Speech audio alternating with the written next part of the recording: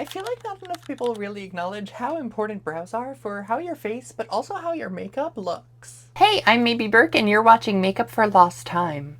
This is my series for trans women and other people who feel like they missed a few classes when it came to learning about makeup. And I will say, specifically as a trans woman, when I started getting my brows done, it made my makeup look better and have more space, honestly. I didn't start getting my brows done until at least my late 20s, maybe 30. I don't really remember my first time getting it done, but I think it was in Philly. And then there was a period of time where I was getting them done every 4 weeks. And if you have the budget and the space to do that, I recommend it. But I'm gonna go through my budget-friendly version. This is also coming from somebody who has a very full brow, has always had a very full brow. I've always had very thick, very full brows. And so we're really gonna go over like grooming and maintaining the brows. But if you're somebody who doesn't have as much brow hairs as I do, this might not be a tutorial for you, but you're welcome to stick around. And now you'll see the first thing that I'm doing is just combing all of my brow hairs up so I can really see the real estate I'm working with. Now the trick here, the thing I'm gonna recommend is actually going to a salon like once or a couple of times. Because when I was going to the salon, I realized with how thick my brow hairs were, I needed to be maintaining them every like 2 weeks, but I was only going every like 4 weeks. So what I did for a while was I would go every 4 weeks, but at the halfway mark, I would do kind of what I'm doing right now, just kind of cleaning them up, plucking the very obvious hairs that are outside of where I want my brow to be, and then 2 weeks later when I went to the salon, my brow tech would clean up the rest. But what I noticed after doing that for a few months was that if I was doing this once a month or so, I could just do it more often, you know? And yeah, it's a little frustrating to go in and do it yourself. I don't think everybody has the pain tolerance I do for plucking. Honestly, the eyebrows don't bother me that much. And I personally have played around with the shape and how much I leave on or take off. But the trick I'm going to recommend is going to a salon once or just like a couple of times, getting them to make a shape that you really like, and then just maintaining that shape. Having to groom your whole brow, decide the shape and the symmetry and all of that on your own is overwhelming for some people. And not everybody has the budget to regularly go to a salon to get their brows done. And not everybody has the budget to regularly go to a salon to get their brows done. But if you have the means to go once or until you get a shape you really like, then you can make the time for maintenance and just clean up to that shape. And usually I'm not doing this with makeup on, but I really like this look today, so I figured I would do this tutorial while I had it on.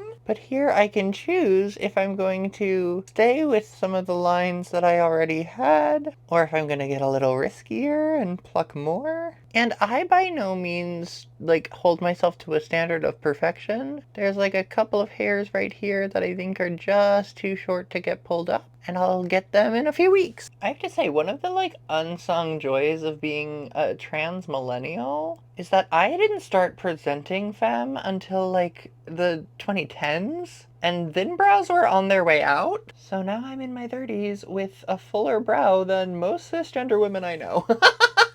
And honestly, when I was younger, I would always get compliments on my brows. I was really hesitant to play with them at first. But honestly, once I did, I was like, how did I not start this earlier? Okay, once I have cleared all of the hairs I want to get rid of underneath the brow,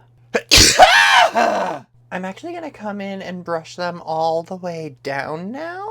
And like, I have this cowlick that like these hairs don't go straight down. To the best of my ability, I just reveal like the top of the hairlines. And then here I'm not actually gonna pluck. I'm gonna come in with one of these little razor tools. These, you can get them like at any beauty supply store. And it's hard with the shape of my eyes for me to use this on my eyelid going up to the bottom of the brow, but it's much easier coming on the top. And so here, I'll just push right down, not like all the way, but just picking up the little stragglers that exist, coming in on an angle right above the tail, and just giving that a solid shape. Because with my brows, when I comb them back up, you can't really see what I just did. It just, it does a little more cleaning and shaping for me. With my brows, it doesn't have to be like exact. I don't know if you can even tell that I'm doing anything, but I can definitely see there's a few little hairs that I'm getting. And that makes the top cleanup so much faster and easier than the bottom. And then if I'm feeling risky, which sometimes I am,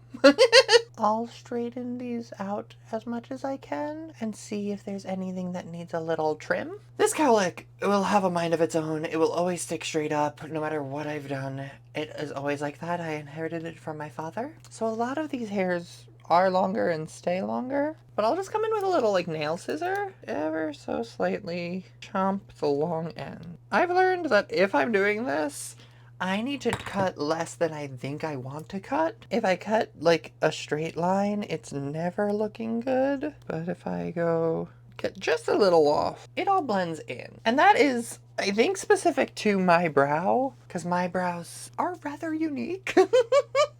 But you'll see there's like one hair here that is like really sticking out. So I'm just gonna come in and give her a good old chop. Boop. And then she blends back in. Get some hairs off the rest of my face. And honestly, I'm not going for like perfect symmetry with my brows. Partially because of my cowlick, because of the ways they grow, they're not symmetrical. They have no chance of being. But also like my eyes aren't symmetrical. My face isn't symmetrical. Like I'm not looking for perfect symmetry. I think perfection is overrated. I think individuality is interesting and beautiful. But I personally like when I shape my brows a little bit. And this is an easy way for me to keep a shape that fits my budget. At this point, it's literally free. It just takes time. But this has been, what, like 15 minutes? And now I've purposely shaped my brows where there's good lift. We've taken off quite a bit from the underside of it. And that is intentional because I like doing a lot of fun makeup looks. And the higher my brows go, the more space I have on my eyelid. But different people have different preferences of what their brows look like. I personally like this shape. I've played around with quite a few different ways of doing my brows at this point. But this is the way I like them, and now I get to maintain them for free.